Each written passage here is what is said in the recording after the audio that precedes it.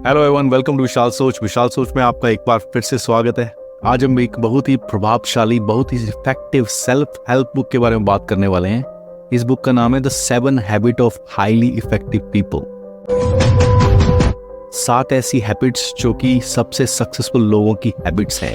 And this is written by Stephen Covey. ये किताब एक दुनिया भर के लाखों लोगों की जिंदगी में बदलाव लेके आई है और इस किताब की ऑलमोस्ट 25 मिलियन कॉपीज बिक चुकी हैं आज तक की डेट में, और ये कम से कम 40 लैंग्वेजेस में और ट्रांसलेट होके बिक चुकी है। तो इस बुक का आप इम्पैक्ट देखो कितना बड़ा है इस दुनिया में। अगर आप इस बुक के बारे में नहीं जानते हो तो ये वीडियो जरूर देखना एंड तक। ये 7 हैबिट्स जो हैं आपकी लाइफ चेंज कर सकती हैं। So let's start with the first habit. The first habit is be proactive. कवि एम्फेसाइज करते हैं कि हमें किसी भी सिचुएशन में अपनी रिस्पॉन्स चुनने की पावर होनी चाहिए। बाहरी सर्कमस्टांसेस पर रिएक्ट करने की बजाय हमें उस पर ध्यान देना चाहिए जो हम अपने कंट्रोल और इन्फ्लुएंस से कर सकते हैं।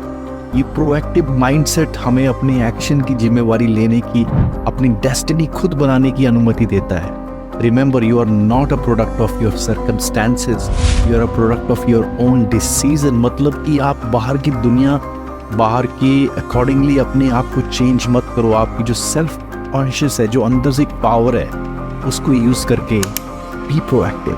आप पहले ही ये डिसाइड कर लो कि आपको करना क्या है। नंबर 2 हैबिट है begin with the and in mind. आप काम करने से पहले उसका एक एंड सोच के चलो कि ये काम मैं शुरू कर रहा हूँ तो ये इसका एंड क्या होगा। अगर आप उसको प्लान करोगे तो that will be your success. Steven कभी इसमें ये सुझाव दे रहे हैं कि हमें अपनी पर्सनल और प्रोफेशनल मिशन को डिफाइन करना चाहिए। एक क्लियर विजन होना चाहिए हमारे पास। हम बेटर डिसीजन ले सकते हैं और हमें अपने लॉन्ग टर्म ऑब्जेक्टिव्स के साथ अपने एक्शंस को लाइन करके चलना चाहिए। Think about what you want to remember and work towards it. Work towards that vision every single day. मतलब आप एक गोल बना लो, उस विजन को देखो और उसके टुवर्ड्स काम करो, और उसको पहले से ये डिसाइड करो कि मुझे इसका एंड ऐसा होगा। Habit number 3 is put first thing first.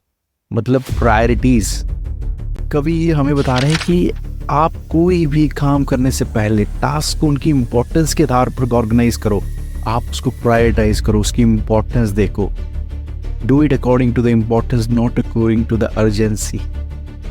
आप अर्जेंट एक्टिविटीज़ को पहले कर करके कई बार कैसे कैसे इंपॉर्टेंट काम को भूल जाते हो, जैसे कि planning, relationship building, personal growth पर ध्यान करो। हमें अपनी ज़िंदगी को बेटर और बैलेंस बनाने के लिए, इफेक्टिव करने के लिए, हमें जो कुछ भी हासिल करना है वो करने के लिए प्रायोरिटाइज करना पड़ेगा। First thing first. Prioritize what truly matters and don't get caught up in the just any task you comes your वे।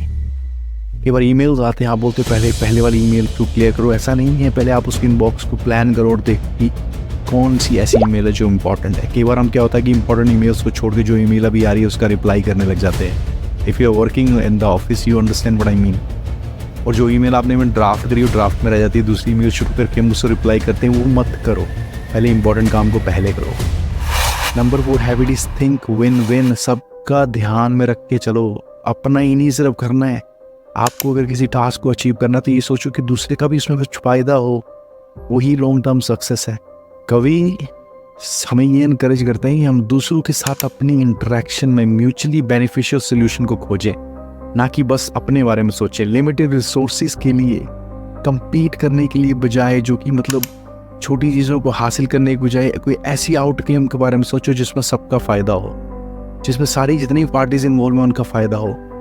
ये कोऑपरेटिव अप्रोच पॉजिटिव रिलेशनशिप और लॉन्ग टर्म सक्सेस को फोस्टर करती है। Remember, there is enough success to go around for everybody.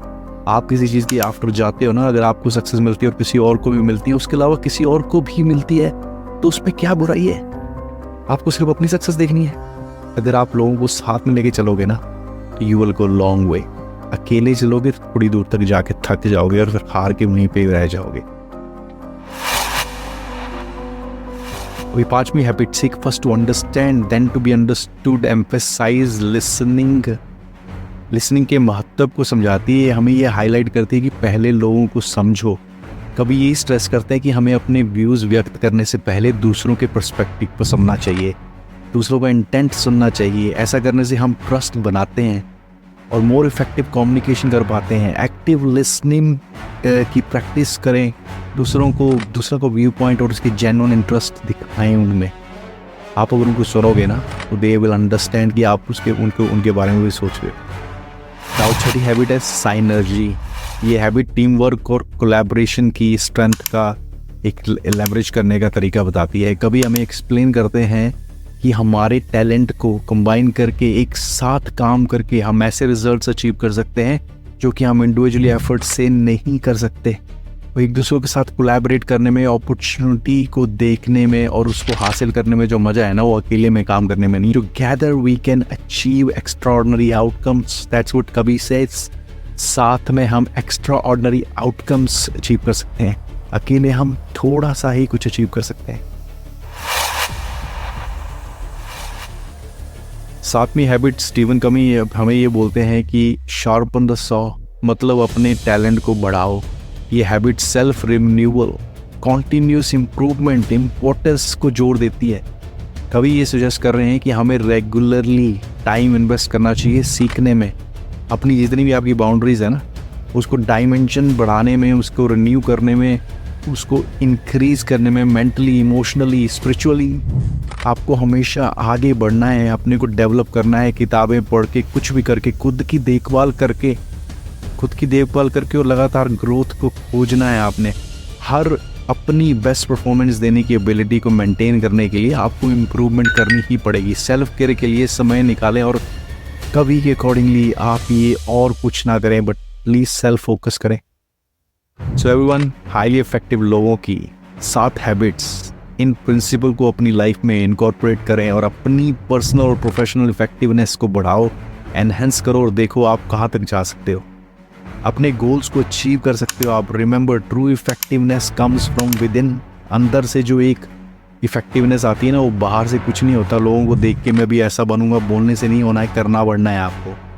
और ये सही minds और habit को अपनाने में शुरू में मुश्किल होगी, बाद में सब ठीक हो जाएगा। अगर आपको ये वीडियो हेल्पफुल लगा तो लाइक करो, सब्सक्राइब करो, शेयर जरूर करो।